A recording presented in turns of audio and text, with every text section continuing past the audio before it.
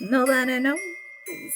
What you singing? Oh, I don't even know. I made it up all by myself. Oh, there's this great song called Nobody Knows Me by Lyle Lovett, which I never knew I liked Lyle Lovett until I heard the song Nobody Knows Me. It's in a baseball movie called 61, which is, I don't know if you all know this about me, but I don't like baseball. I'm sorry. I love baseball. I like it if I'm at the game. Right. I like about any sporting event if I'm at the game. On TV, I'm just like, oh dear God, is this still going? You know? I'm like that with soccer, except the men are beautiful, so you I'll put up watch with it. Yeah. So I don't like watching baseball games, but I freaking love baseball movies. There are so many baseball movies that I'm like, that's amazing. You know which one is good? The one with Justin Timberlake and what is her name? Amy Adams. Yes. Yeah. And I can't think what it's called. I can't either because she listens for the sound of the pitch. Yeah. She knows it, and she learned that from her dad. Or she's an agent. So all that to say, the Sandlot. Yes. Yeah. 61 was like, I think maybe it was an HBO only release from several years ago, but you should watch it. It's great. Everybody go Google and Nobody Knows Me by Lyle Lovett is in the movie. Oh my gosh. There we go. Full circle. Hey, this is the Witches Magic Murder, Mystery, and Baseball Movie podcast. Yeah. I'm Kara. I'm Megan. I've got a side piece episode for y'all today, and it's a doozy. Yeah, Kara's already told me that I'm going to be disturbed and disgusted. Oh, yeah, you all are. I'm sorry. Because I asked Tyler, I was like, should I even do this? And he was like, yeah. Why would you even ask? I've had those moments, yeah. Okay, so just buckle up, buttercups. So there is a Miss Karen Harvey. She's a historian at the University of Birmingham. She did a lot on this particular individual, just studying her ways and life in general. And you may want to as well. Great. Okay. So there's some articles and quotes from Miss Karen.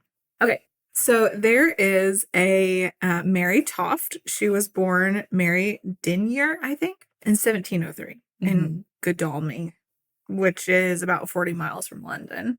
I don't know that I got that right, but I like that. I'm sure you did, though. You just say it confidently. Godalming. It was one of the super poor areas in the county. And she was just really tired of being poor. Right. Yeah. Well, yeah. So it does get old after a while. Yeah. So she was just constantly trying to come up with ways to not be and to create some fame for herself. Because what else do you do? She can make a sex tape. Well, it's close. We're real close. Oh, we're really close to that. But great. A little far too hot and cold. She married a wool textile worker, Joshua Toft, at 18. They had 2 kids. Every morning, she would walk couple hours to labor in a hop field and then just do that every day. And she was just over it. She'd walk 2 hours. Yeah, to work. Good Lord. Yeah. So Karen Harvey, the historian, was like, when you think about it, it's quite a ghastly story. And I'm like, tell me more, Karen. Yes, Karen. Okay, so Mary Toft was 25. She had a couple miscarriages. And she was far enough along to where there were things that came from her body that she just was in awe of. Couldn't stop thinking about. Megan's face, guys, if you could only see it, we probably should have recorded this one. So in September of 1726, she was like, you know what? I'm really tired of this life. I think working in the fields have caused my miscarriage. I'm going to come up with something. I'm going to do a little thing. So she finds out she's pregnant again. And she goes into labor and it's not human. Oh, no. So they, yeah. No, go ahead. Yeah. So I don't want to ask any questions. Oh, yeah. So they call the family physician and Mr. John Howard. He said he delivered what was 3 legs of a tabby cat and 1 leg of a rabbit. There were other parts of the cat in there, and a backbone of an eel. Oh, huh? Yeah. What kind of backbone do eels have? That's a really good question, Megan. I am also concerned about eel's backbone. What? Yeah, like that's the question I've got. Not the cat. Right. Not the fact that he delivered to some kind of weird hybrid animal. I go straight to the, but wait. What is the backbone of it? Alexa, what does the backbone of an eel look like? There's something. Oh, she found something. Huh. So it's literally just a spinal column the size of an eel. Okay. Mm-hmm. Oh, God. All up in there. So allegedly... Did it have a head? No. What? So according to Nikki Russell, who works in the University of Glasgow's Special Collections, she said that Mary had given birth to 9 dead baby rabbits. Megan's face, she has so many questions, yet cannot get them out. You know that, like, meme that's the lady just, like, staring into space and all the math equations are floating around her head? Exactly. Yeah, that's exactly how you feel right now. Like. I don't... So, in addition to the cat legs? Yeah. Whole baby rabbits. So, when you said that he delivered cat legs, like, did he mean not attached to a thing? Right, just... yeah. Oh, no. And a rabbit leg and an eel spine. Oh, God, this is so gross. Exactly. So they were like, this is a really, like, supernatural occurrence. How is this happening? You think? Science. This is not normal. The most important doctors and scientists and the secretary of King George I all arrived to just kind of take a little look-sees. A Swiss surgeon, Samuel Mullenix, the Prince of Wales secretary, had arrived as well, and Mary was starting to become a little celebrity. Oh, God. Yeah. They moved her from Godalming to a larger town in Guildford. They were just like, we can keep a better eye on her here. She would deliver rabbits often, and then one of the doctors would quickly put it in a pickle jar and pickle it. She would save it for later. Wait, no. She would deliver rabbits often. Yeah.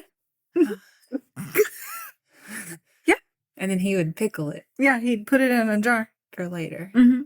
To preserve it, though? Not pickle it, like, for eating No, purposes. just to preserve it. He put it on a shelf. Oh, So the king's people arrived November 15th, and they learned that she had just gone into labor with her 15th rabbit. Kara, Mhm.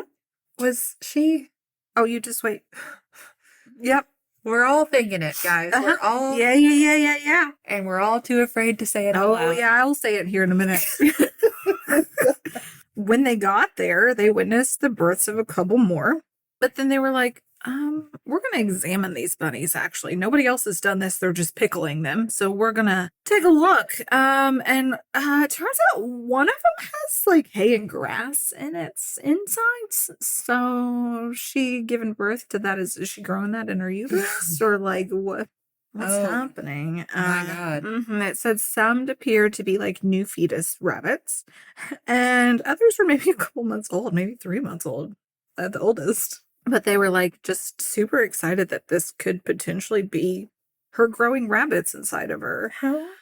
I can't believe nobody's brought up witchcraft yet. Come on. Exactly. Like, that's exactly what you were thinking, right? You weren't thinking anything No, else. that was the question. Okay. I didn't think anything. Nothing that she could have been doing. Right. So, but then they were like, why is every rabbit dead? Did that miscarriage just cause, like, a influx of miscarriages and they're rabbits now? This poor woman can't That part just clicked in my brain. That they weren't just rabbits inside her. They were dead rabbits. Yeah. They weren't always dead when they got in there, though.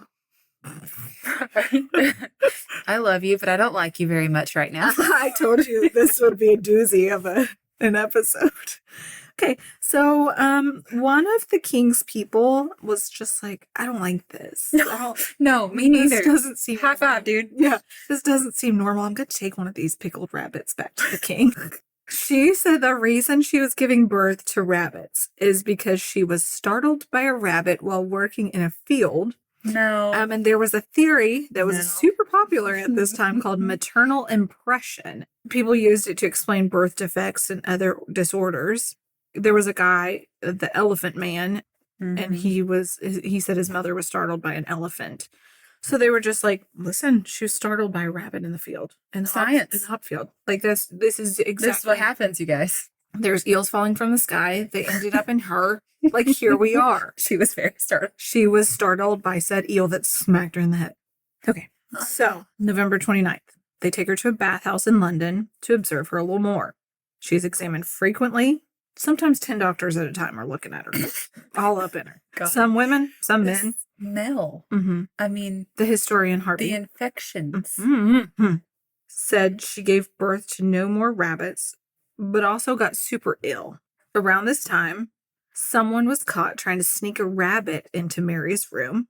This person explained to them that Mary's sister-in-law, Margaret, had asked him to get the smallest rabbit he could find, and he took it to her. He didn't know what they were doing with it. Oh, he did so. He knew. It's like the other Boylan girl trying to convince her brother to sleep with him. Instead, we're shoving rabbits up her vaginas. So it said she refused to confess until the doctors were like, okay, we're going to perform a surgery on you to see if you have just weird reproductive organs. Like, we don't know what's going on in there. We kind of need to see what's going on. You're kind of like a science experiment here at this point. And she was like, okay. I've got something to tell you. Oh my December 17th. She says the confession surprised very few, but was unfortunately time for Saint Andre, who just published his thrilling true-to-life expose, a short narrative of an extraordinary delivery of rabbits, just 4 days before. So his career is never the same. She says that rabbits weren't really hers. She said the births weren't real, but the pain was. Mm-hmm. Oh my God. She says in her confession, which is at the University of Glasgow Library, the ruse relied on an accomplice placing parts of animals into her vagina. Oh, nope. Yep. Nope. Mm-hmm. An accomplice, Karen. Yep. How good a friends do you have to be? Megan, I got a question to ask you. Can you imagine the request though? Like, hey, listen. I got these rabbits. I got this idea. We don't have speculums yet, so I don't know how you're gonna get this up in your butt. Oh no. And then the person's just like, okay, sounds good. Oh God. She said, "This painful, difficult, and dangerous." What a horrible way to die, too. Are you sure? I don't think it does.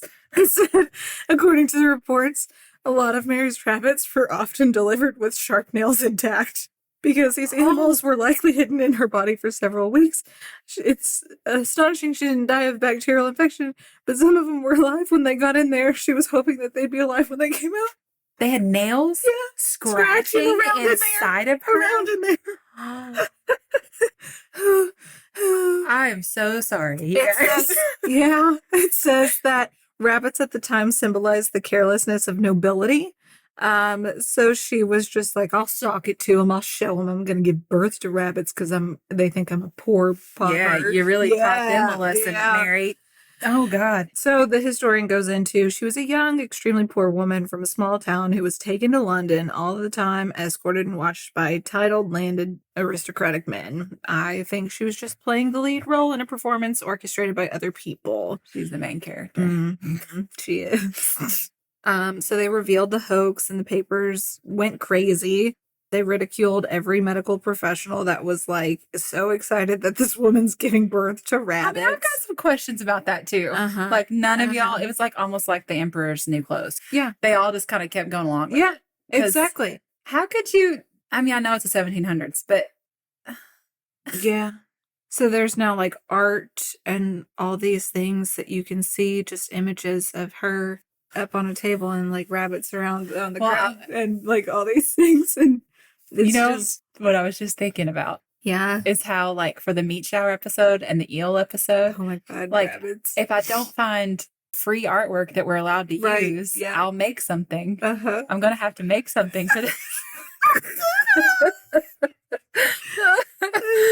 Oh no. Though the rabbit births weren't real, pain was. It says to this day, she's still a very popular subject at London's Wellcome Library, which recently held an art installation inspired by Mary. She said it could have been seen as a way of grinding poverty or a desire just to be noticed or important for a short while. Why? So she got fame and notoriety from it. Yeah. But no money, I guess. Right. Just the fame. Yeah. Which I guess back then. Yeah. Was enough. I just also I don't even know how I found this. Where But I was like, this has got to be a side piece. the first one was like 3 cat legs, 1 rabbit leg, and an eel spine. How did you get that up in there? Well, and where'd they come from? Exactly. Where's the rest of that cat? Exactly. And rabbit. Yeah. And who's the accomplice? Did we ever find out? I guess her sister. Yeah. Yeah. Another woman? I mean, I guess it said if it was a man, it'd be just as bad. I like this idea. Right, fine. I think this is going to work out just great. Definitely. This eel will live in there and not disintegrate. Yeah. Oh. What if it... Oh, God. What's the alternative? They found a dead, decaying eel and stuck it up in there? There's no way. This is awful. It's all really bad. It's all really bad. It's all really bad. You're welcome. This episode is not PG. Sleep well tonight. Eat your dinner and enjoy it. I don't know. Oh, maybe we should do not eat before you or eat while you're listening to this episode. We've told them at the end. We told them at the end. Oh my gosh. Oh, man. Oh, it's gold. This is just I just can't believe information that's out there. This is a real thing. This is a real thing. I just am horrified. The discomfort, the smell, the pain. Scratchies. Oh. Scratchy. My all God. up in your womb.